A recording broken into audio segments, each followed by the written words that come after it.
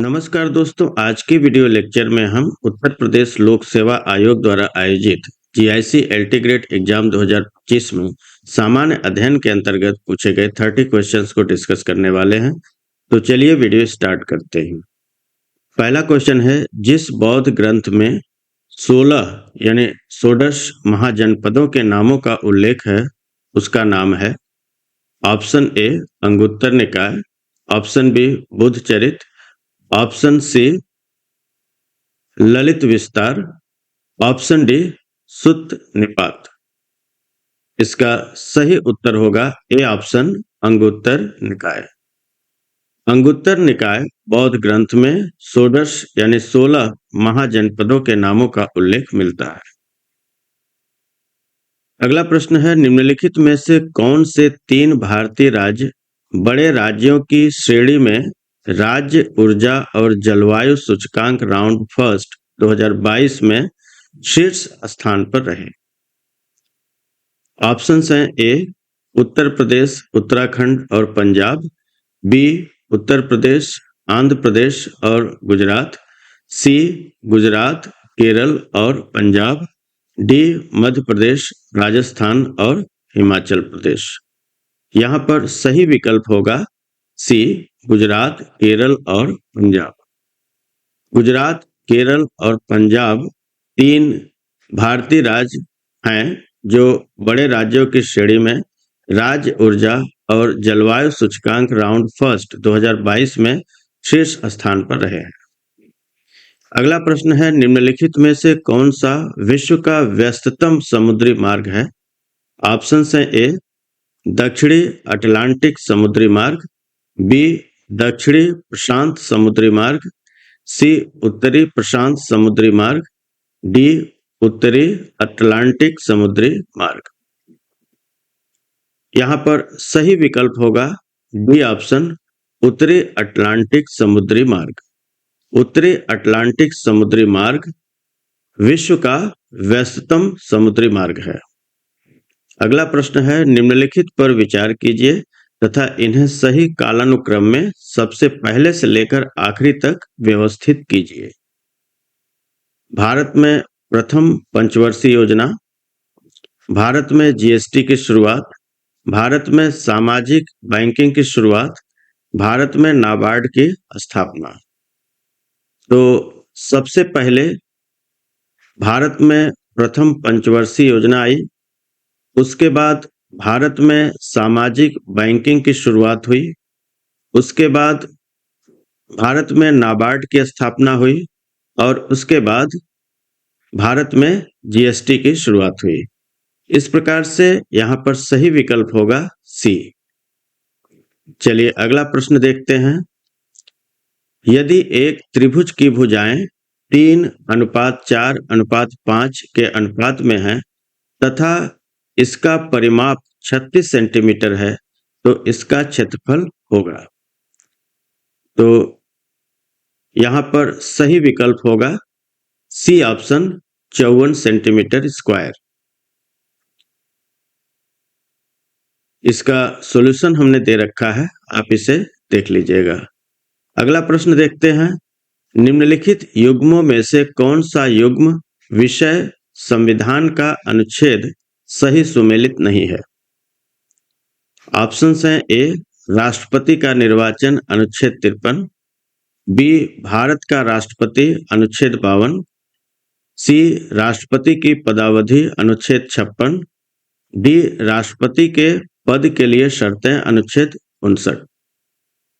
यहाँ पर बताना है कि कौन सा युग्म विषय संविधान का अनुच्छेद सही सुमेलित नहीं है। तो भारत के संविधान के अनुच्छेद 55(3) के अनुसार राष्ट्रपति निर्वाचन एकल संक्रमणी मत के माध्यम से आनुपातिक प्रतिनिधित्व प्रणाली के अनुरूप किया जाएगा और ऐसे निर्वाचन में गोपनीय मतपत्रों द्वारा मतदान किया जाता है। राष्ट्रपति का चुनाव निर्वाचक मंडल के सदस्यों द्वारा किया जाता है, जिसमें संसद के दोनों सदनों के निर्वाचित सदस्य और राज्यों की विधानसभाओं के निर्वाचित सदस्य शामिल होते हैं।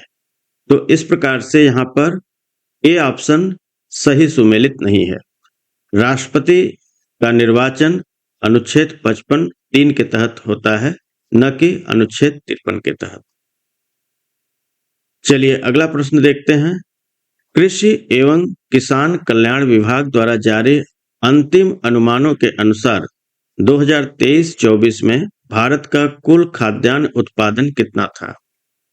ऑप्शंस हैं A 3156.16 lakh metric ton, B 3296.87 lakh metric ton, C 3322.98 lakh metric ton और डी ऑप्शन है 3157.75 लाख मैट्रिक टन। यहाँ पर सही विकल्प होगा सी 3322.98 लाख मैट्रिक टन।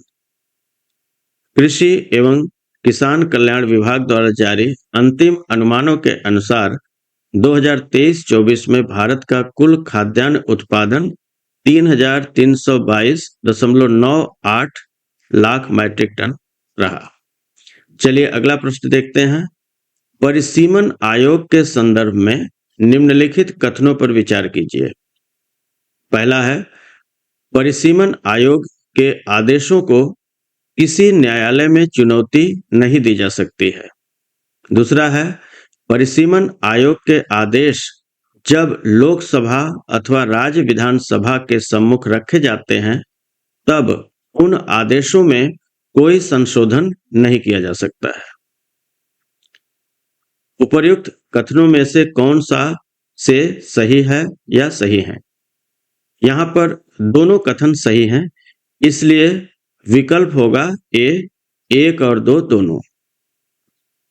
चलिए अगला प्रश्न देखते हैं।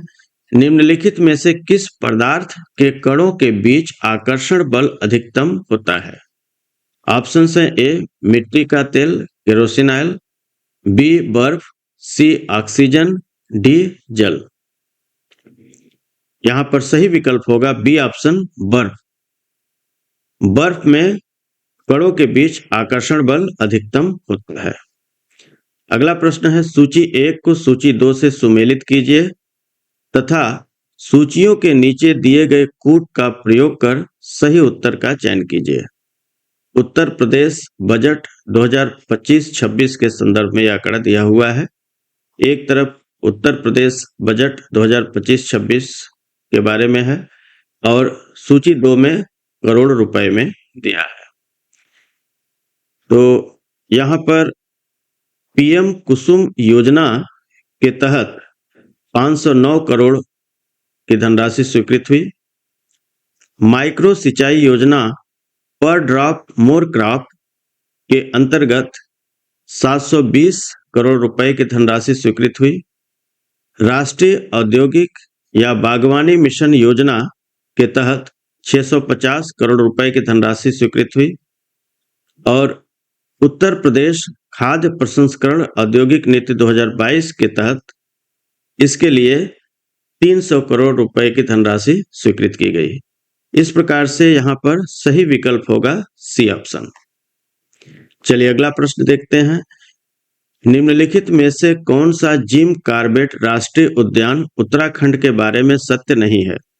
ऑप्शन है ए भारत का सबसे पुराना राष्ट्रीय उद्यान, बी भारत का सबसे बड़ा राष्ट्रीय उद्यान, सी संकटापन रॉयल बंगाल टाइगर का शरण स्थल यानी घर, डी हिमालय के तलहटी में स्थित है।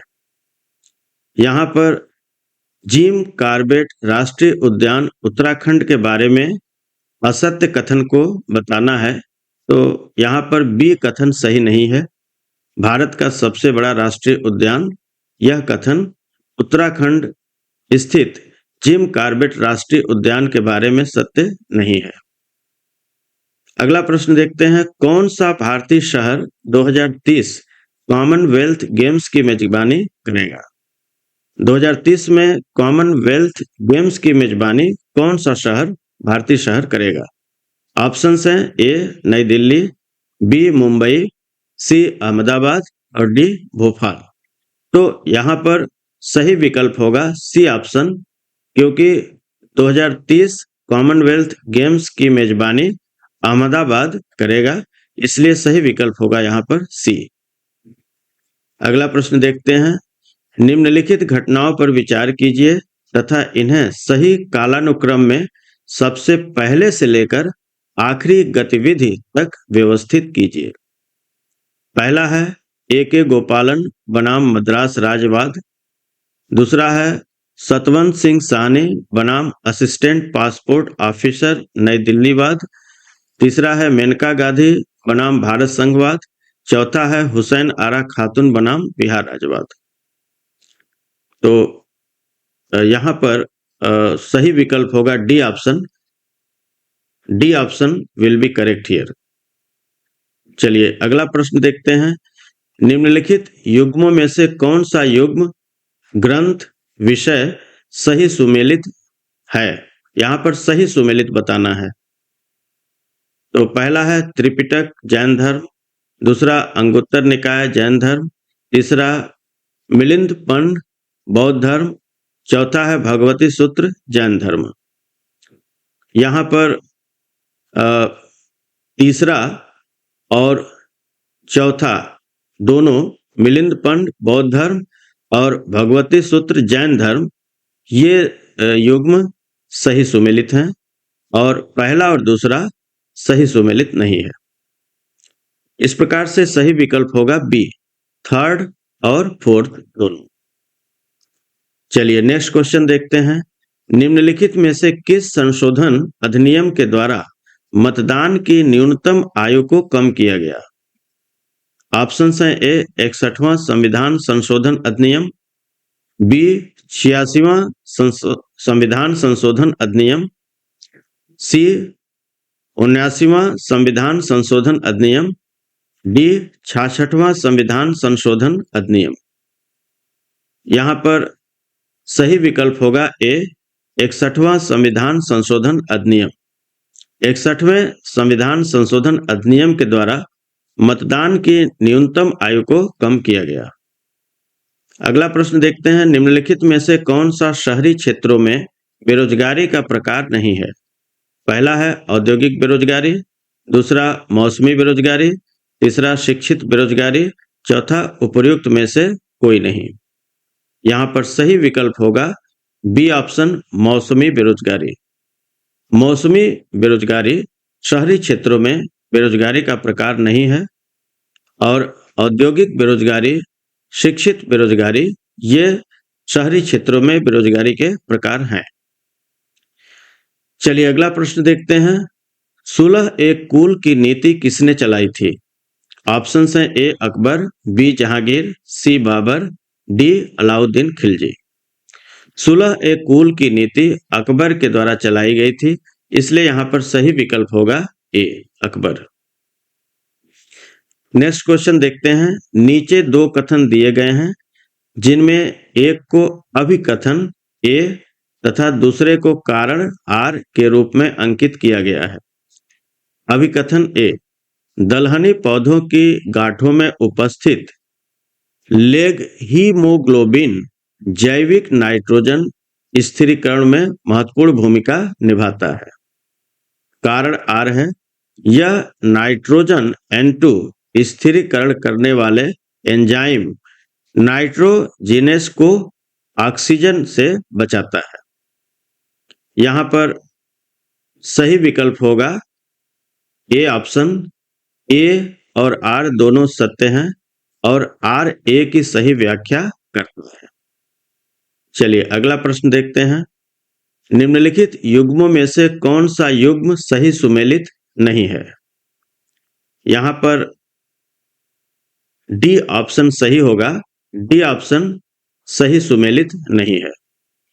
अगला प्रश्न देखते हैं, कनिष्क से संबंधित रबातक अभिलेख किस देश से संबंधित हैं? ऑप्शन हैं ए भारत, बी नेपाल, सी पाकिस्तान, डी अफगानिस्तान।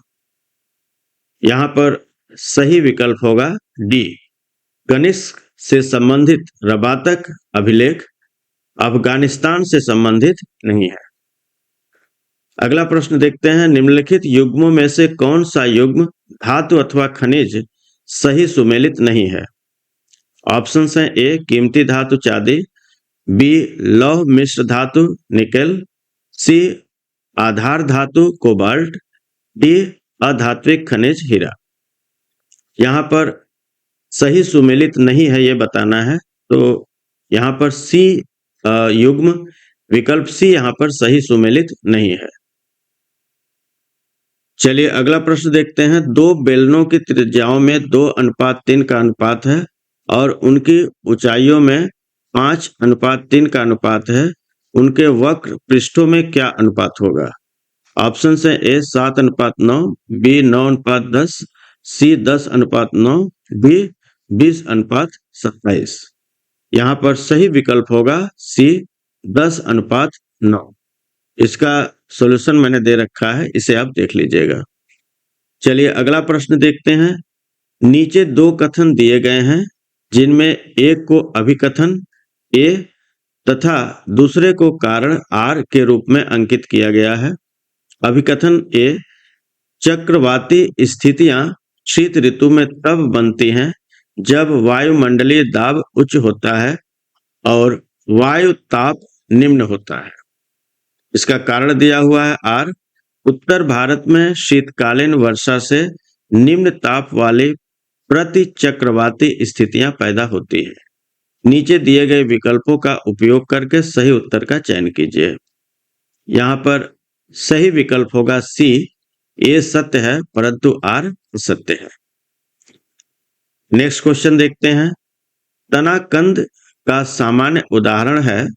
ऑप्शन है ए आलू, बी प्याज, सी लहसुन, डी अदरक। यहाँ पर सही विकल्प होगा ए आलू। अगला प्रश्न है वर्ष 2025-26 के उत्तर प्रदेश सरकार के बजट का आकार क्या था? यहाँ पर सही विकल्प होगा सी 8,08,736.06 लाख करोड़। सी विकल्प यहाँ पर सही होगा। चलिए अगला प्रश्न देखते हैं। नीचे दो कथन दिए गए हैं जिनमें एक को अभिकथन ए तथा दूसरे को कारण आर के रूप में अंकित किया गया है। अभिकथन ए गहरे समुद्र में जल रंगीन होता है। कारण आर गहरे समुद्र में प्रकाश का प्रकीर्णन होता है। यहाँ पर दोनों कथन सही हैं और आर ए की सही व्याख्या करता है, इसलिए विकल्प डी सही होगा यहाँ पर। अगला प्रश्न देखते हैं। उष्णकटिबंधीय सदाहरित वनों के संदर्भ में निम्नलिखित कथनों पर विचार कीजिए। पहला कथन है यह प्रदेश उष्ण होते हैं और इनमें पूरे वर्ष अधिक वर्षा होती है। दूसरा कथन है दृढ़काष्ठ कठोर वृक्ष जैसे एबोनी, महोगनी यहाँ सामान्यतः पाए जाते हैं। यहाँ पर दोनों कथन सही हैं, इसलिए विकल्प बी सही होगा, 1 और 2 दोनों। चलिए अगला प्रश्न देखते हैं। निम्नलिखित पर विचार कीजिए तथा इन्हें सही कालानुक्रम में सबसे पहले से लेकर आखिरी तक व्यवस्थित कीजिए। इसके बारे में हम विस्तृत रूप से जान लेते हैं। ई सत्यापन योजना 2021 में प्रारंभ हुई। आयकर रिटर्न ITR के इलेक्ट्रॉनिक सत्यापन की एक प्रक्रिया को सुव्यवस्थित और सरल बनाने के लिए भारत सरकार की यह एक पहल है। यह करदाताओं को आधार, OTP, net banking, EVC, digital हस्ताक्षर या बैंक खाता सत्यापन जैसे तरीकों का उपयोग करके अपने रिटर्न को ऑनलाइन सत्यापित करने की अनुमति देती है। दूसरा है निर्यात बंधु योजना। इसकी घोषणा सरकार द्वारा 13 अक्टूबर 2011 को की गई थी। इसका उद्देश्य पहली पीढ़ी के उद्यमियों और उभरते निर्यातकों को परामर्श, प्रशिक्षण और जागरूकता कार्यक्रमों के माध्यम से विदेशी व्यापार की बारीकियों से अवगत कराना था। तीसरा है प्रधानमंत्री कौशल विकास योजना PMKVY।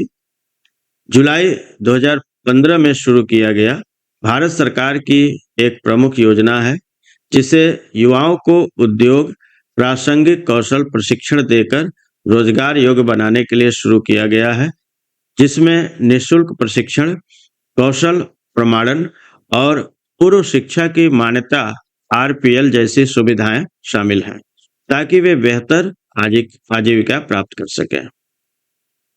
चौथा है government e market plus GeM.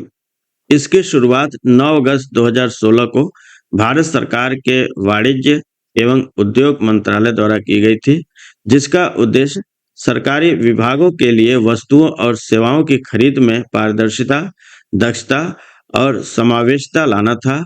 और यह एक ऑनलाइन मंच है जो सरकारी खरीद को सरल बनाता है। तो इस प्रकार से यहाँ पर सही विकल्प होगा डी, यानी सबसे पहले निर्यात बंधु योजना की शुरुआत हुई, उसके बाद पीएम कौशल विकास योजना की शुरुआत हुई, उसके बाद government e market plus GeM की शुरुआत हुई और उसके बाद ई सत्यापन योजना की शुरुआत की गई। चलिए अगला प्रश्न देखते हैं। सूची 1 को सूची 2 से सुमेलित कीजिए तथा सूचियों के नीचे दिए गए कूट का प्रयोग कर सही उत्तर चुनिए। सूची 1 में राष्ट्रीय पहचान दिया है और सूची 2 में प्राणी शास्त्रीय या वानस्पतिक नाम दिया गया है। तो यहाँ पर राष्ट्रीय पक्षी यानी राष्ट्रीय पक्षी पाओ क्रिस्टेटस और राष्ट्रीय पशु ये पैंथेरा टाइग्रिस है। राष्ट्रीय पुष्प ये नेलुम्बो न्यूसीफेरा को कहते हैं और राष्ट्रीय वृक्ष यानी फाइकस बेंगालेसिस। इस प्रकार से यहाँ पर सही विकल्प होगा बी ऑप्शन। ए third, B second, C fourth, D first. चलिए आज का अंतिम प्रश्न देखते हैं। निम्नलिखित में से कौन सा सही सुमेलित नहीं है? ए ऑप्शन है भुवन कोश Kshiraswami, B option Prabhavak Prashasti Chandraprabha Suri, C option Viddhashalabhanjika Rajashekhara, D option Prithviraj Vijaya Jayanaka. यहाँ पर ए ऑप्शन सही सुमेलित नहीं है।